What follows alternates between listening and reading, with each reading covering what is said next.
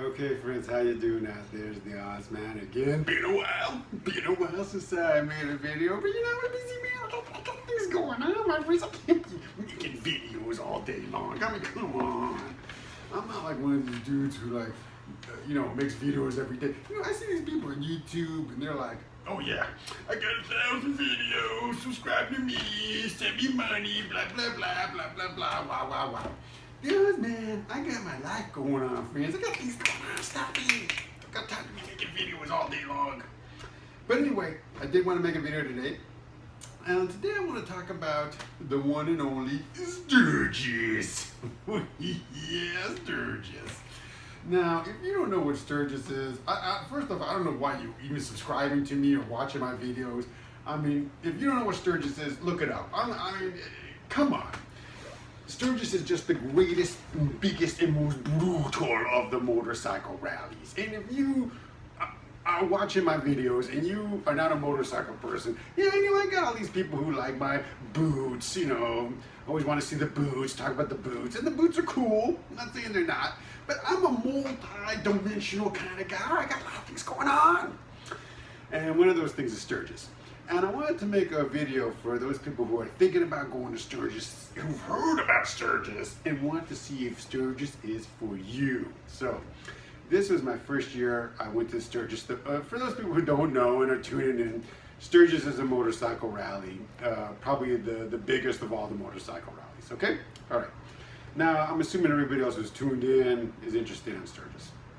So, basically, I went to Sturgis this year, and I just want to describe my experiences a little bit, and give you some ideas if you've never been to Sturgis, what to think, what to expect, and just my thoughts about my last trip. Okay, so when I was younger, I always heard about Sturgis. This great motorcycle rally where everything goes wild. I grew up. I was a little kid in the '70s and '80s and 90s, and when I was a kid, I'd hear about this rally called Sturgis, and women are running around naked, everyone's having sex, there's drugs, there's partying, there's drinking, and it's just this wild, you might even see a knife fight here and there. It was like the old West, just this wild, crazy place. And sometimes even here on YouTube, you can see old videos, mostly from the 80s, but even then, it kind of looks a little wild, kind of crazy. So I always was like, man, one day I'd like to go to Sturgis, one day. And, but of course, Sturgis isn't, you gotta, it's expensive, you gotta be off work and all this stuff for a long time. And when I was younger, I didn't have that kind of money or time or anything else going on. So I was like, plus, at the time, of course, I didn't even have a bike, or, when I did eventually get a bike, it wasn't Sturgis ready, as they would say. So, it seemed like far in the future. Anyway, now we get to 2017. I have a really good bike, good friends, and I was invited to come along to Sturgis.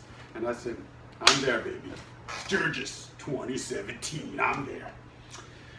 And so I just want to talk about it a little bit and my experiences and what you out there might expect, okay? So first off, I want to say, the number one question when it comes to Sturgis is, do you ride your motorcycle there, or do you take a trailer in? Some people fly into the nearest big city and rent a bike. Some people rent a bike in Denver or something like that. My opinion is about motorcycling in general is, you're a biker or you're not a biker. And to me, what makes you a biker, it comes down to one thing only. Do you ride a bike, and do you ride it I wouldn't say your primary form of transportation, because you probably have a car, but do you ride it, a lot? Do you take it to trips? And or is it something just sits in your garage, basically?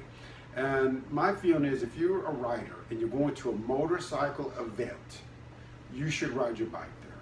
So my opinion is, you're going to go to Sturgis, you ride your motorcycle there. You're going to go to Arizona Bike Week, you ride your motorcycle there. You're going to go to Daytona Bike Week, you're going to ride your motorcycle there. You're going to go to Myrtle Beach Black Bike Week, you ride your motorcycle there. And you always ride your motorcycle. And now if you're going to Hawaii, or you're going to Vegas with your girlfriend for the weekend and it has nothing to do with motorcycling, then yeah, you could fly in, or rent a car, take your car, whatever. But you're going to a motorcycle rally, I personally feel no matter what the distance is, you should ride there. Okay, that's just my opinion. Now, I have friends who are going to Sturgis next year, 2018, and one guy in particular I'm thinking of, he said to me, Oz, I'm going to ride my bike there. Don't worry, that's going to happen. But you know what I think I'm going to do is I'm going to get myself a trailer or an RV or something, and I'm going to have that in front of me as I ride behind it. That way, if it rains or I get tired or, you know, just decide that I need a break, I can put the bike on the little trailer, get in the RV, relax. And then he said, plus when I get to Sturgis, I'm going to go to one of the campgrounds, and you know, I'm going to want to just be able to park my RV and hang out there in the campground, and it just all work out beautifully. But he said to me, but don't worry, Oz, because I'm still riding there. Well, okay, you know, I guess you could make an argument for that. But to me, you're not really riding there because you always have the option to not ride, right? You always have the option to say, hey, I'm gonna, like you said, it's raining or whatever, I'm not gonna ride. And to me, this is my basic feeling about all motorcycle rallies. The rallies are all kind of the same. You know, they're basically selling you t-shirts and there's a bands and maybe there's a wet bikini contest or wet t-shirt contest, or you know, everybody's selling you high-priced alcohol. You know, it's all pretty much the same thing in a way. But what makes each rally unique is getting there. The roads you take, you try to avoid highways because you want to take the back roads. That's what makes the rally. It's not the rally itself. It's not Sturgis itself. It's getting to Sturgis. It's the ride, not the destination, right? That's what all the bikers say, right? So if you are planning to fly in or trailer in, or RV or whatever you're going to do, I think it takes away from the whole point of it. I mean, you know, a couple of friends of mine also are going to Daytona Beach next year. And for those who don't know, I live in the west coast. I live in Los Angeles. So a lot of my friends who live in LA, they're like, well, I want to go to Daytona Beach, but man, it's a long ride, and you know, they say if you go in the winter time or something like that, it's going to snow or whatever, blah blah blah. You wah wah wah. They're all crying. So they're gonna fly in to Florida, and then they're going to rent a bike, or they're going to. And one guy told me he's going to rent a van. I don't even get that. But I'm like, well, what's the point of that? You know, I mean, why bother? I mean, yeah, I'm sure Daytona's nice, and I'm sure they're gonna say they got great T-shirts, but it's the ride. And then when you get to Florida or Daytona, you want to enjoy the scenery, get on your motorcycle and ride around. And also renting a bike. I mean, not that there's anything technically wrong about renting a bike. Like if I were to go somewhere like Germany, of course I'm not going to bring my motorcycle to Germany because it's overseas. Yeah, okay, maybe I'll rent a bike, okay? But so if you're watching this in Germany or the Philippines or, you know, Japan or someplace like that, well, of course you're not going to come to Sturgis probably with your own bike, because, you know, that'd be just ridiculous. It'd be too expensive. But if I'm just assuming you live here in the United States and you're going to go somewhere in the United States, I think you should ride your bike. That's just my opinion. Because that's part of it. You know, my bike, my motorcycle, is a part of me. When I ride that bike, it's like me and the bike are one. You know, we fusioned into one machine. So for me to rent another bike, you know, to fly into, you know, into Sturgis or whatever, and then rent a bike, I mean, it's like, I don't know, I think it somehow wouldn't feel right to me. So anyway, I'm a big believer you should ride your own bike there. Now, if you want to do the whole RV and this and that while you're at Sturgis, you want to go to the campground and have your RV there, then I would suggest you have somebody else drive the RV and meet you up there. Because remember too, if you have an RV with your car or a van or some other SUV or whatever you're bringing with you, you are now limited to where that vehicle can go. So for instance, when I went to Sturgis, we went through a lot of back roads, a lot of little teeny tiny roads, up in the mountains, a lot of places that, you know, you really, I mean, could you bring an RV? I mean, I guess you could, but it would be this huge vehicle that would take up a lot of space, and I personally think would slow you down. Remember too, I know a lot of states you can't lane split, but here in California you can. Once again, you get your RV, you're not lane splitting, that's for sure, you know. For me, it's this extra ball and chain that you're bringing around with you. So if you really must have your RV, then I would suggest having somebody else drive it up there, you know, a day or two ahead of you, take the freeways, and go up there. Meanwhile, you would then still have the full experience of riding there. So that's just my opinion. Now, I know a lot of people are going to say, you know, tell you, oh, no, that's just too old school, that's too hardcore, you know. Okay, fine, whatever. As far as the campgrounds, I did not go to a campground. I had a motel room, which I will talk about in a little bit. I would have liked to have done the campgrounds. I really wanted to do the campgrounds, especially Glencoe, because I hear Glencoe is a wild, you know, you know what I'm trying to tell you, kind of place. Buffalo Chip is also pretty wild. I did visit Buffalo Chip, but I'll talk about that a little later too. But I went, my friends kind of invited me, and they just wanted to stay in a motel. They didn't want to do the camping thing. So, you know, that takes me to the next little thing I want to check off on the trip to Sturgis.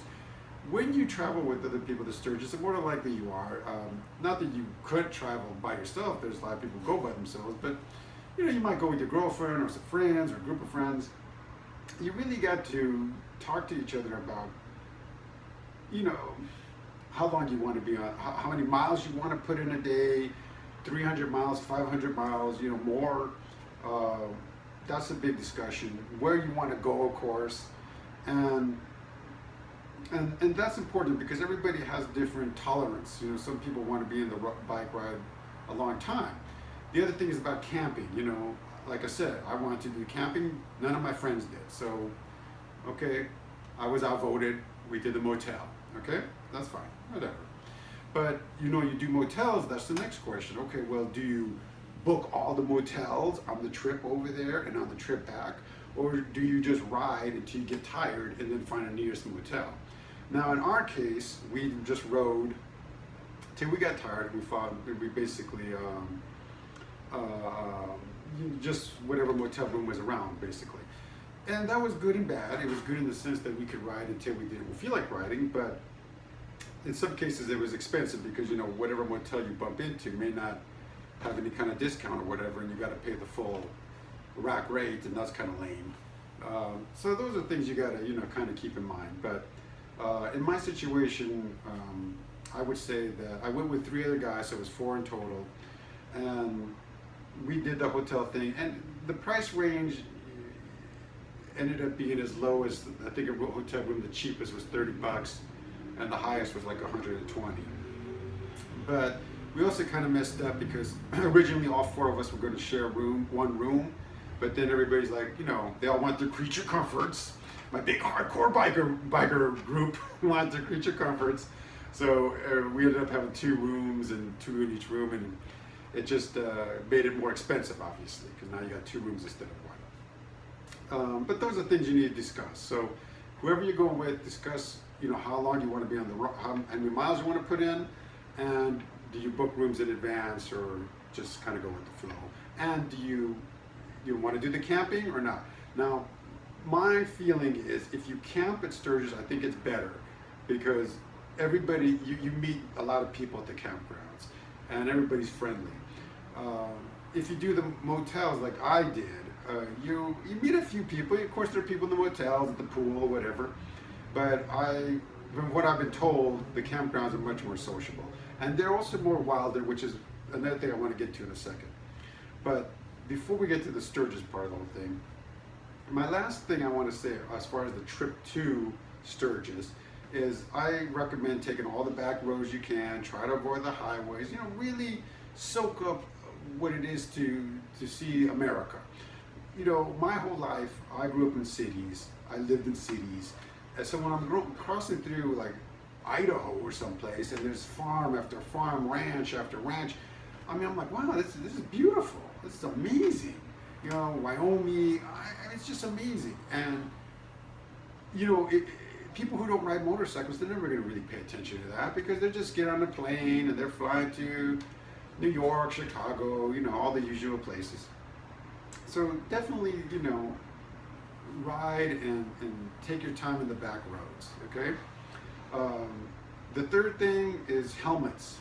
In California, you need to wear a helmet. In Nevada, you need to wear a helmet.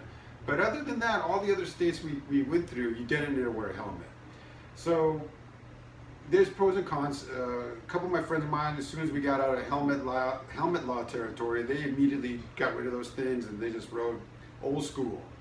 My bike doesn't have a windshield. Their bike did, by the way. That's just a bit of FYI there. My bike didn't. And I did also ride for a while without a helmet, but on one day I was riding with my friends and I'm riding along and all of a sudden I'm feeling these things hitting my face. And I'm like, what is this? You know, I pulled to the side and I said to one of my biker friends, because they said, why are you pulling to the side? And I'm like, I like rocks or something that's hitting my face. And one of my friends goes, oh, that's not rocks, that's bugs. Bugs are hitting your face. So immediately I put my helmet back on. You know what I mean? But I did take off my helmet through the more quieter back roads and when we were going a little slower. And it is an amazing experience not to wear your helmet. Yes, it's dangerous. It's not something that you would recommend necessarily doing on the freeways or an everyday alley. Well, obviously in LA you need a helmet, but let's just say you did need a helmet. It wouldn't be maybe not the most advisable thing. But when you're going through the back roads and through the parks where things are a little slower pace, it's nice to take off your helmet and really, you know, feel it, because it's a whole nother experience riding a motorcycle without a helmet. It really is. But for me, I went on and off with the helmet. I wore it during freeways or high-speed areas, and then when it was areas that was more mellow, I would take the helmet off. So that's everything to Sturgis. Now, Sturgis itself, as I said earlier in the video, I remember it being stories of just this Wild West, just insanity.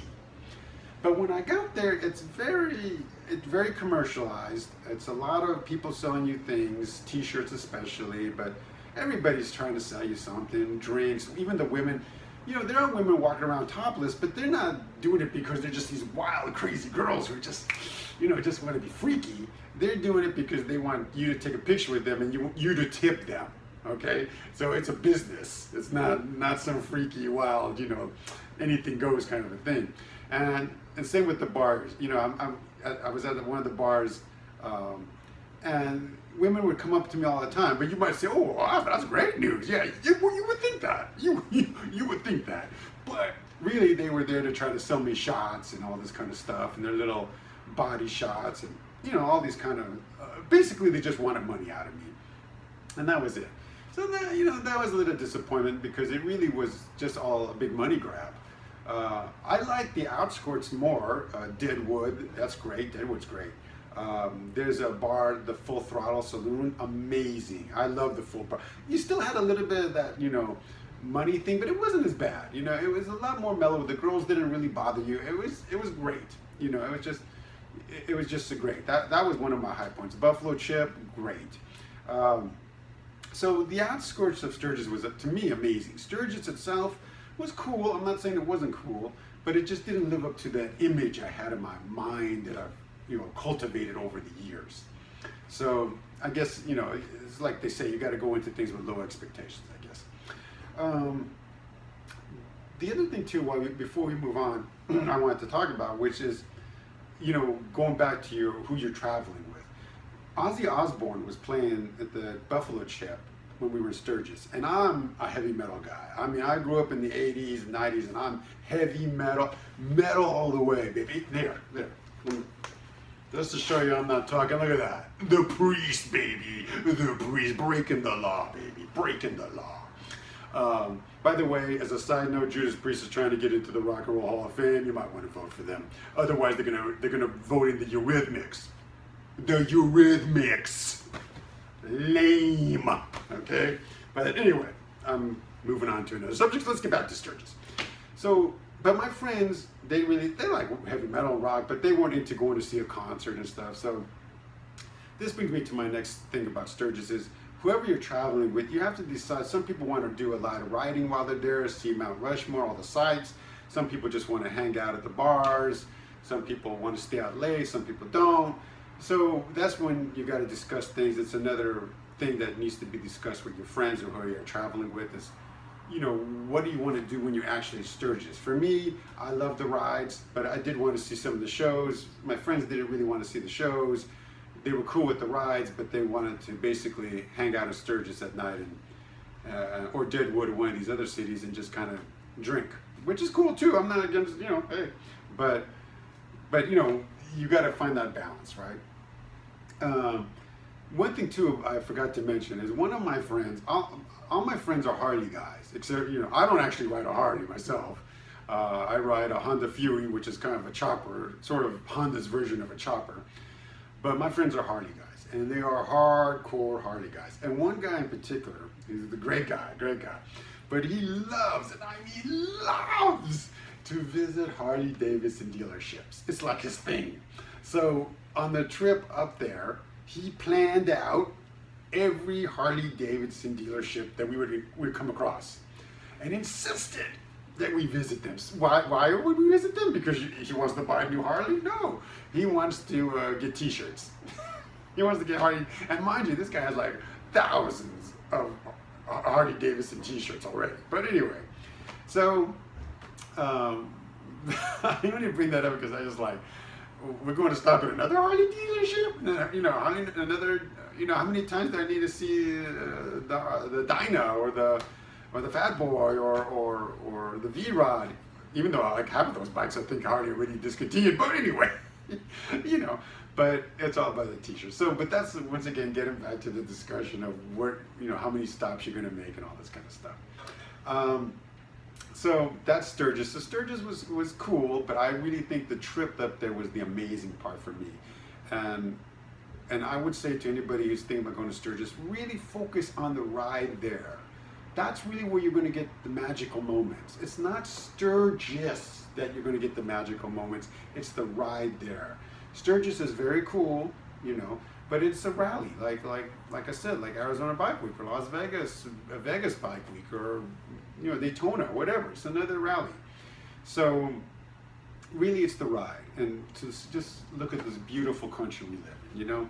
A lot of people right now are all, getting all political. Everything's all politics these days, and everyone's all up in arms about whatever. But when you're on your bike and you're riding through the country, you're not thinking about, well, who's a Republican, who's a Democrat, who's this, who's that.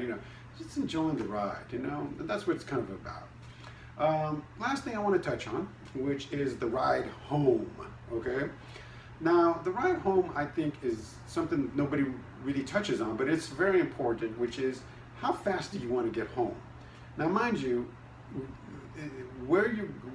when you're watching this video, I don't know where you're located. Maybe you're very close to Sturgis and it's like an hour away. But for me, being from LA, it's a 3,000 mile round trip. So when I was up there, of course we rode up there and we rode around all over, went to all the Mount Rushmore, all the sites. So by the time we were heading back, I was pretty much ready to get back. I was like, hey, we've been gone for like a week and a half. Let's get back home. Let's just take the freeway and head home. I wasn't really in the mood for any sightseeing anymore because I wanted to get home. Another friend of mine, he's married. His wife was having some issues. He also wanted to get home. So we just wanted to grab the freeway, head home.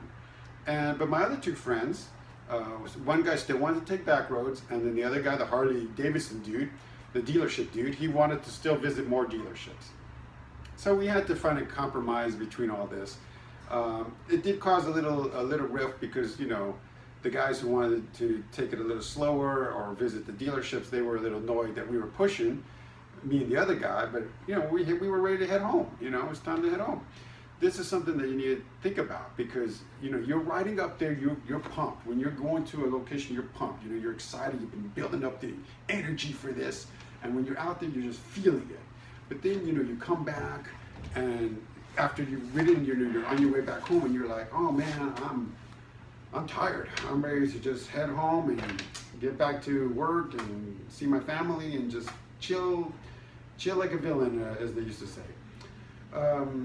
So that's my last thing I want to kind of point out, I guess, is just to be aware that on the trip back, you're probably going to be pretty tired. A friend of mine was telling me that a couple years back, Neil Diamond wanted to check out Sturgis, and I think from what I remember the story, he rented some bikes, or excuse me, not rented, he's Neil Diamond. He bought some Hardys, and they actually did ride up to Sturgis. But after Sturgis, Neil was like, you know what, they might say love's on the rocks, but I'm out of here. And he ended up, him and his crew, posse, whatever you want to call them, they flew back to LA or New York, wherever they lived. And Neil Diamond left one of his roadie guys, whatever, to basically put all the motorcycles into a big rig or whatever and take it home because he was tired. You know, he's like, I'm tired. You know, I'm Sweet Caroline, you know, I'm heading home. I'm tired. I wish I could do a good Neil Diamond impression of the cat. But anyway, I just tell you that story to just sort of relay that you're going to be tired at the end. So just figure out how you want to get back and is important. You know, how fast you want to get back.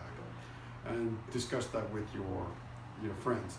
I guess also one other teeny little bit I want to point out or talk about, and it's teeny tiny, but it's important. Rain gear is a must. I mean, there's tons of videos here about how to pack for Sturgis and, you know, what to bring and this and that. I'm not gonna get into all that, but I'm gonna say one thing. Rain gear, you must. Let me underline the word must. Bring rain gear. I don't care if you live in the Sahara or you're watching this in Iraq or Saudi Arabia and thinking, it's 100 degrees here, I don't need to worry about rain gear. You need to worry about rain gear because I guarantee it will rain on your trip. I guarantee it. And not just a sprinkler or two. That's good comedy, my friend. No, a storm, okay? And I remember before I went to Sturgis, I was thinking, do I really want to buy rain gear? I mean, it doesn't rain that much in LA. When am I going to use it for? Blah, blah. But at the end, I decided, okay, screw it, I'm going to buy it. And I'm so grateful I did. I really am. So I really, really suggest buying rain gear. Whatever you want to cut corners on, that's your business, but don't cut corners on rain gear. That's for sure. Make sure you get some good rain gear. And for those people who watch my videos and they always want, you know, they're into the boots because I have a lot of boot videos. I did bring the Wesco tall boots. My boots were amazing. Wesco is a great company. If you don't know Wesco, if you're watching this video for the first time, you've never heard of me, check them out. Wesco makes great boots, and I did wear my Wesco boots, and I'm so grateful I did that. Those boots, you know, kept my feet nice and dry. They had these big lugs, and it was just a great boot. So that's all I got to say about the boots. But anyway, that's pretty much it. I just wanted to talk about Sturgis a little bit and, you know, give my thoughts.